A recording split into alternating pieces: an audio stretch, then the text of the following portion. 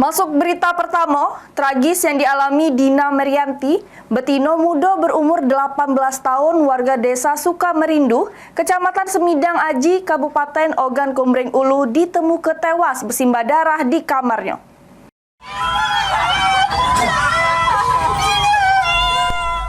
Warga desa Sukamerindu dihebohkan dengan ditemukannya sikok gadis muda yang tewas ngeneske di jeru kamar rumahnya. Korban ditemukan jeru keadaan meninggal dunia bersimbah darah dengan luka di sekujur badannya. Pas ditemukan badan korban berada di pojok tempat tidur ditutupi selimut milik korban. Korban diduga merupakan korban pembunuhan karena ditemukan banyak luka akibat senjata tajam di beberapa bagian badan korban. Ini polisi masih mendalami kasus tersebut. Hasil penyelidikan sementara korban diduga dibunuh. Korban pertama kali ditemukan oleh kawannya Wahyulen yang nak ngajak korban mandi ke sungai.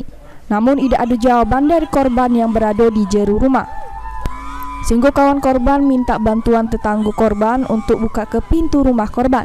Dan ditemukan korban sudah tewas jeru kondisi bersimbah darah.